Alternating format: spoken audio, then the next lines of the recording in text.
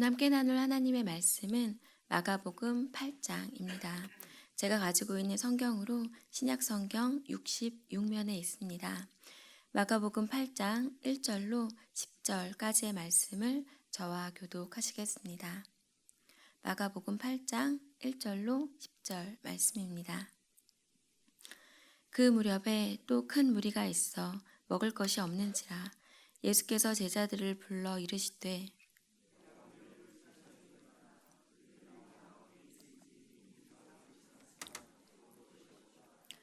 만일 내가 그들을 굶겨 집으로 보내면 길에서 기진하리라. 그 중에는 멀리서 온 사람들도 있느니라.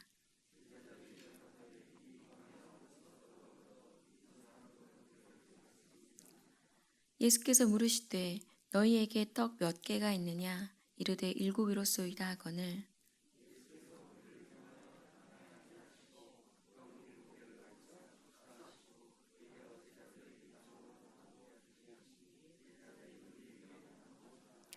또 작은 생선 2마리가 있는지라. 이에 축복하시고 명하사 이것도 나누어 주게 하시니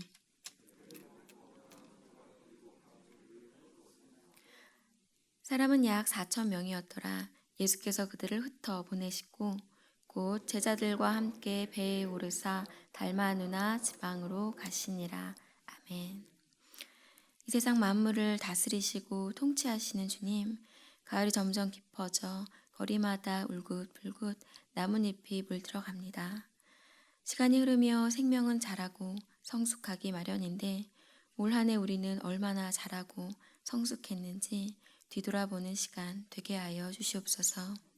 오늘도 시간을 구별하여 주님의 말씀 앞에 나아온 주의 백성들 한 명 한 명 찾아가 만져주시고 온전하게 회복시켜 주시옵소서. 우리의 기도를 들으시고 응답하시는 주님을 찬양하며 이 모든 말씀 우리 주 예수 그리스도 이름으로 기도드립니다. 아멘. 오늘 함께 나눌 마가복음 8장은 갈릴리 호수 위편의 벳세다 지방과 가이사랴 빌립보에서 어떤 일이 있었는지를 담고 있습니다. 질병이여 표적을 구하는 세대, 바리새인들과 헤롯의 누룩, 벳세다 맹인 치유, 그리고 베드로의 신앙 고백으로 구성되어 있습니다.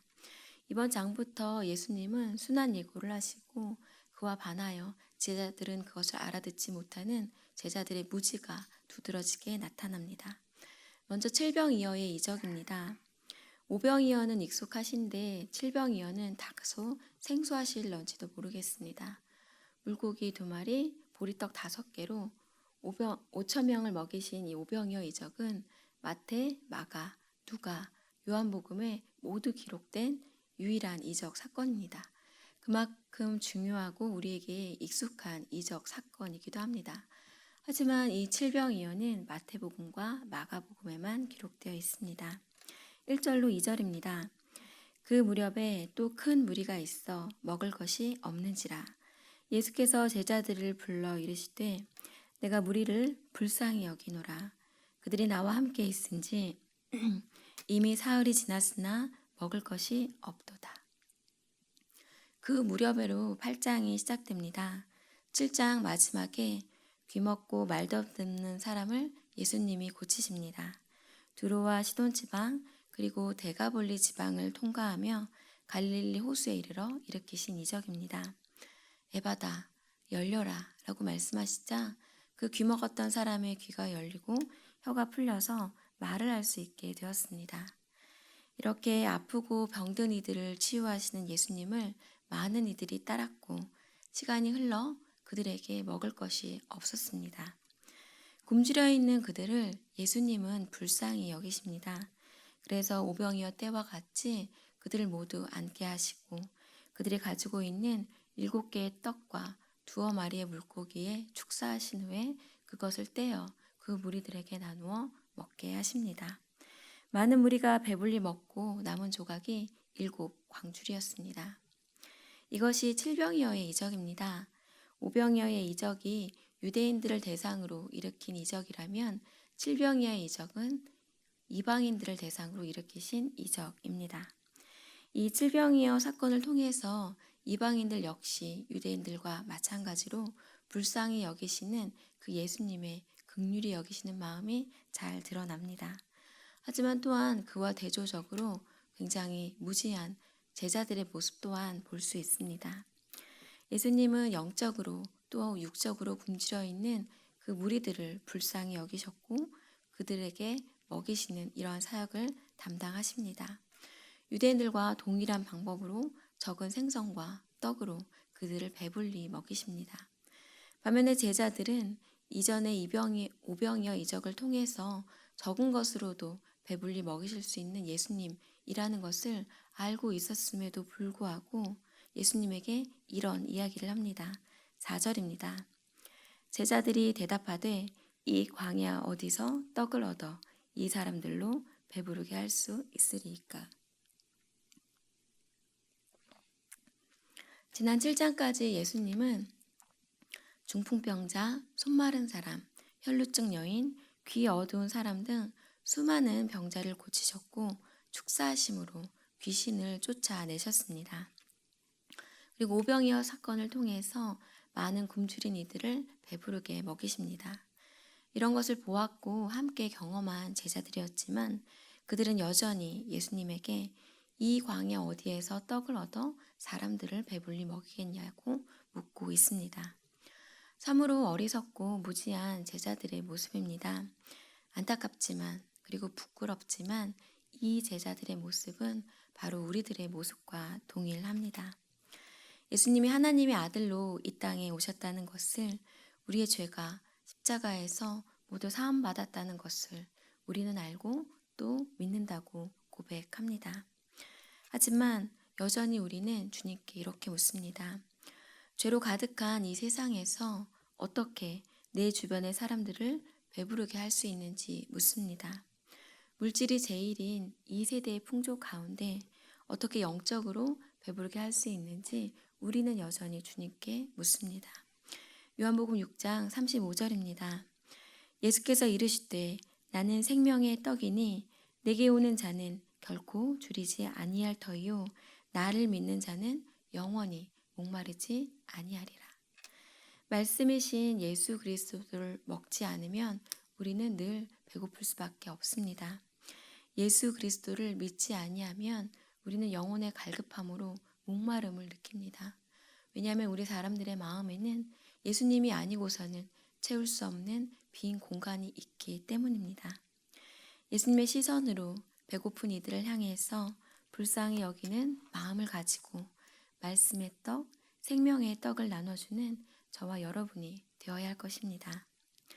이와 같은 놀라운 이적을 행하신 이후에 바리새인들은 예수님에게 하늘로부터 오는 표적을 구합니다.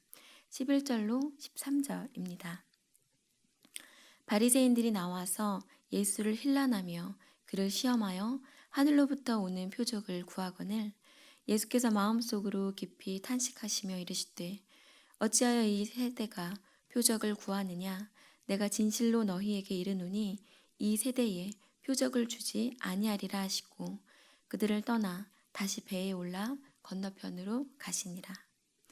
바리새인은 분리된 자, 거룩한 자라는 뜻으로 율법을 철저하게 지키며 불결하고 부정한 것으로부터 분리해 나온 무리들을 말합니다.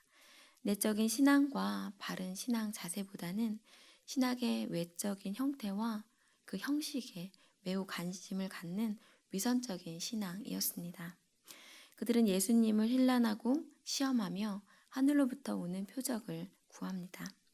예수님은 이와 같이 표적을 구하는 이들을 향해서 이렇게 답변하십니다. 마태복음 12장 39절입니다.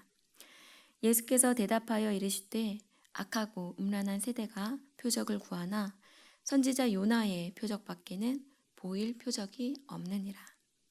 악하고 음란하며 영적인 소경인 너희가 나에게 표적을 구하지만 내가 너희에게 보여줄 것은 요나의 표적 외에는 없다 라고 예수님은 답변하십니다. 즉 십자가와 부활 외에는 너희에게 내가 보여줄 표적이 없노라 라고 예수님은 말씀하십니다. 이러한 영적인 무지는 제자들이라고 예외는 아니었습니다. 예수님의 제자들에게 바리새인들의 누룩과 헤롯의 누룩을 주의할 것을 말씀하시자 제자들은 배에 떡 하나밖에 없기 때문에 예수님이 이런 말씀을 하시는가 라고 오해를 합니다. 예수님이 말씀하신 바리새인들의 누룩이란 그들의 외식, 속임과 위선을 이야기하는 것이었습니다. 헤롯의 누룩은 헤롯을 추종하는 사두개인들의 누룩을 의미하는 것으로 세속적이고 물질적인 사고방식, 가치관을 의미합니다. 예수님은 사람들에게 보이기 위한 외식적인 신앙과 사고방식을 주의할 것을 말씀하시지만 제자들은 알아듣지 못했습니다. 예수님은 그러한 제자들을 향해서 이렇게 말씀하십니다. 17절로 18절 말씀입니다.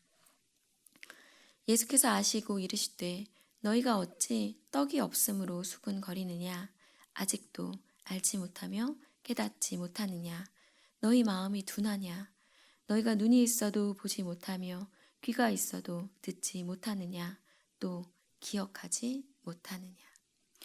예수님이 행하신 수많은 이적을 경험하고도 아직 예수님이 누구신지 어떤 가치관과 생각을 가지고 살아야 하는지 깨닫지 못하는 제자들을 향해서 예수님은 탄식하십니다. 예수님은 자신이 스스로가 누구신지를 나타내셨습니다. 예수님은 생명의 떡이십니다. 예수님은 세상의 빛이십니다. 예수님은 길이요 진리요 생명이십니다.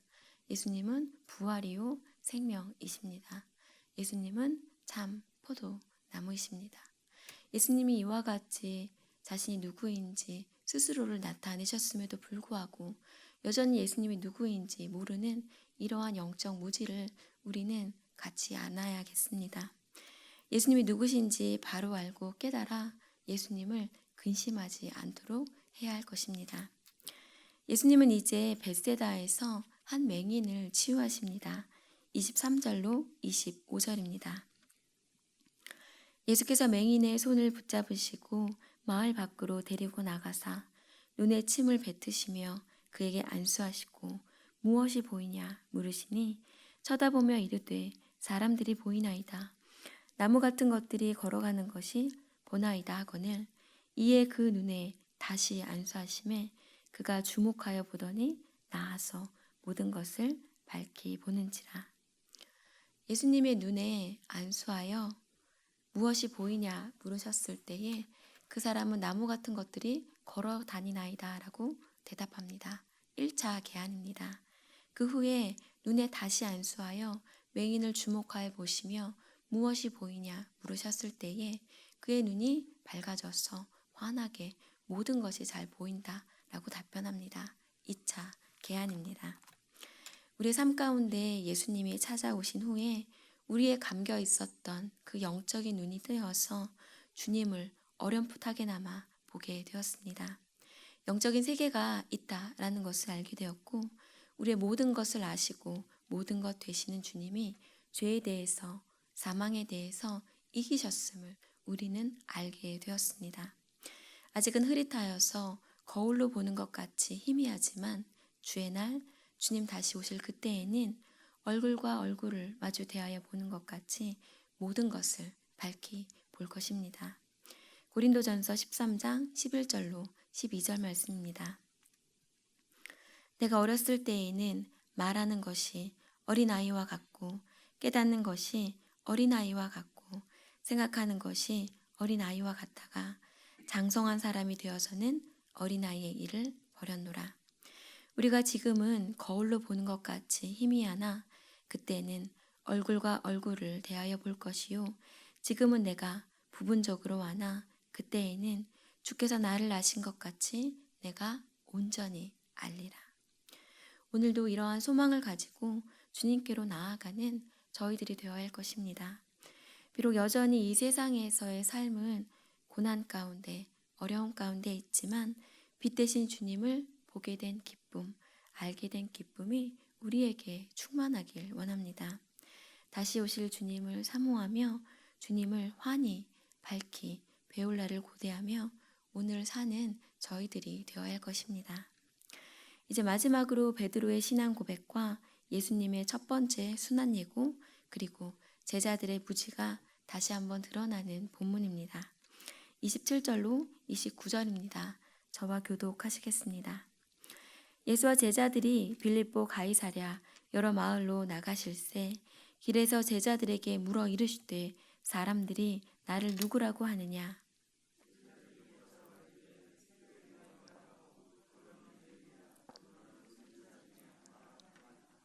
또 물으시되 너희는 나를 누구라 하느냐. 베드로가 대답하여 이르되 주는 그리스도시니이다. 아멘. 아멘. 두로와 시돈 지방의 이방인들에게 이적을 베푸시던 예수님이 빌립보 가이사랴, 즉 가이사랴 빌립보로 이동하십니다. 이 가이사랴 빌립보는 팔레스타인 지역에서 가장 아름답고 풍요로운 지역 중에 하나입니다.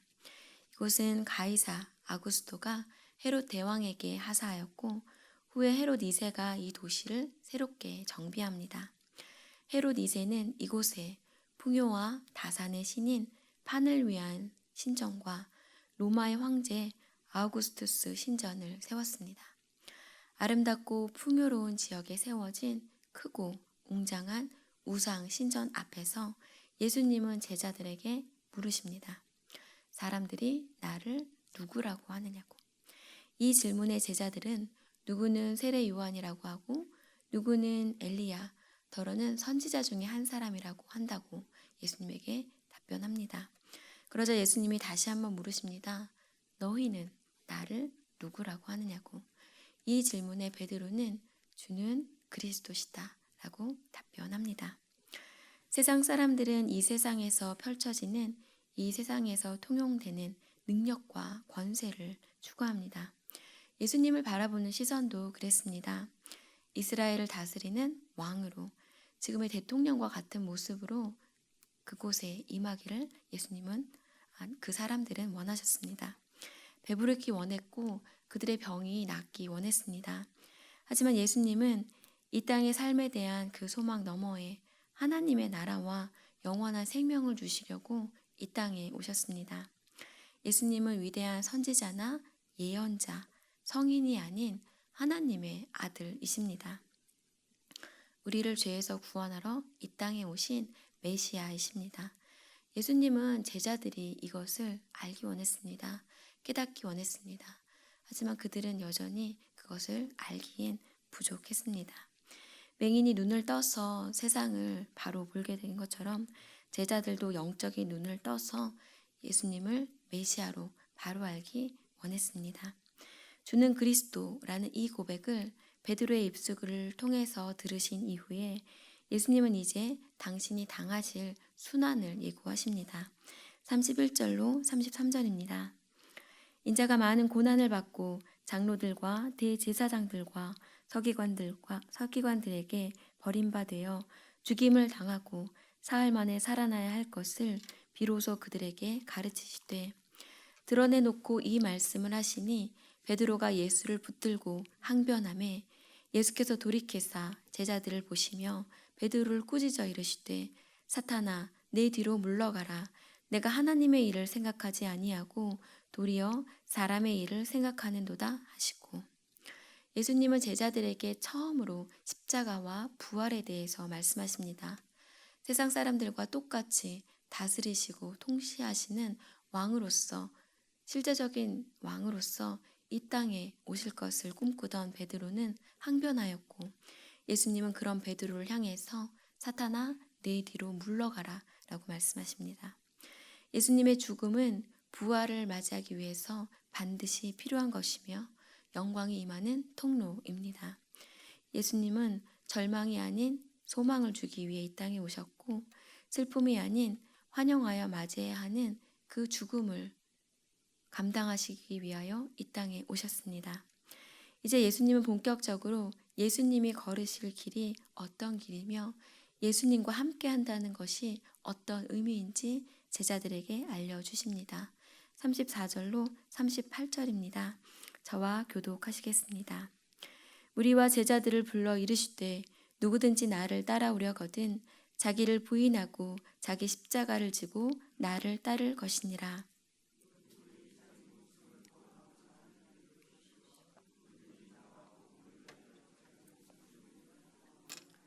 사람이 만일 온 천하를 얻고도 자기 목숨을 잃으면 무엇이 유익하리요? 함께 읽겠습니다. 누구든지 이 음란하고 죄 많은 세대에서 나와 내 말을 부끄러워하면 인자도 아버지의 영광으로 거룩한 천사들과 함께 올 때에 그 사람을 부끄러워하리라. 아멘. 예수님이 걸으신 십자가 부활의 길을 주님 홀로 걷는 것이 아니라 주님을 따르는 제자라면 함께 걸어야 하는 길이라고 예수님은 말씀하십니다. 예수님을 따라 걷는 그 길은 자기를 부인하고 자기 십자가를 지고 걸어야만 하는 그 길입니다. 편안함과 안락함, 인정과 명성과는 거리가 먼 좁은 길, 험난한 길, 협착한 길입니다. 하지만 그 길 끝에 영생이 있기에 하나님 나라가 있기에 오늘도 우리를 이 길로 초청하십니다. 나를 따르지 않겠느냐고 우리에게 손 내미십니다. 100세 시대라고 부르는 요즘입니다. 100세까지 몇 년이나 남으셨나요? 세상 사람들은 그때까지의 삶을 준비하기 위해서 보험을 들고 연금을 준비하고 노후를 준비합니다. 하지만 크리스찬이라 불리는 저희들은 이 세상의 삶이 끝이 아님을 잘 알고 있습니다. 영원까지 이어진 우리들의 삶 가운데 우리는 어떤 것을 준비하고 바라고 고대해야 할지 오늘도 예수님은 묻습니다. 우리는 우리의 삶이 영원까지 이어졌다라는 것을 알고 또 믿기에 오늘도 주님이 맡겨주신 영혼들을 돌보고 섬기며 주의 길을 걷습니다. 주님 말씀하신 십자가와 부활 그것을 통해서 죄에서 노임받고 사망 권세에서 이기셨음을 믿으며 오늘도 우리에게 허락하신 이 귀중한 한날을 살아갑니다. 날마다의 삶 가운데 주님을 더욱 알고 주님을 더욱 밝히 볼 수 있기 원합니다. 우리의 영적인 시력이 날마다 조금씩 더욱 밝혀져서 주님을 언젠가는 환히 밝히 보게 될 그날을 소망하며 꿈꾸며 살아가는 저희들이 되었으면 좋겠습니다. 그래서 주님이 다시 오실 그때에 부끄럽지 않은 저와 여러분이 되시기를 주의 이름으로 부탁을 드립니다.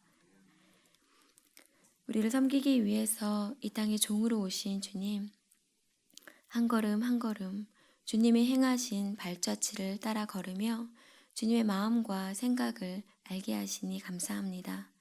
주님의 시선으로 배고픈 이들을 향해 불쌍히 여기는 마음을 가지고 말씀의 떡, 생명의 떡을 나눠주는 저희들 되게 하여 주시옵소서. 날마다의 삶 가운데 주님을 더욱 알고 주님을 더욱 밝히 보게 하여 주시옵소서. 영원까지 이어진 우리의 삶이라는 것을 깨닫게 하셔서 땅의 것이 아닌 위의 것을 찾는 저희들 되게 하여 주시옵소서. 오늘도 우리와 동행하실 주님께 감사드리며 이 모든 말씀 우리 주 예수 그리스도의 이름으로 기도드립니다. 아멘. 이제는 우리 주 예수 그리스도의 은혜와 아버지 하나님의 사랑과 성령님의 교통하심이 질병을 치유하시고 자연을 통치하시며 사탄을 다스리는 권세가 있으신 주 예수님을 믿고 의지하고 따르는 주의 백성들 머리 위에 주님의 몸된 교회 위에 이제로부터 영원히 함께 하시기를 간절히 축원하옵나이다. 아멘. 주신 말씀 기억하시며 또한 오늘 수요 예배가 있습니다. 인도하시는 김진아 목사님과 또한 함께 나와서 많은 성도분들이 함께 예배하며 나아갈 수 있도록 기도해 주시면 감사하겠습니다. 또한 사역자 훈련원 간담회가 1부, 2부 예배 후에 각각 있습니다. 사역자 훈련원의 방향과 그 정체성이 잘 확립되는 귀중한 시간 될 수 있도록 기도해 주시기 바랍니다.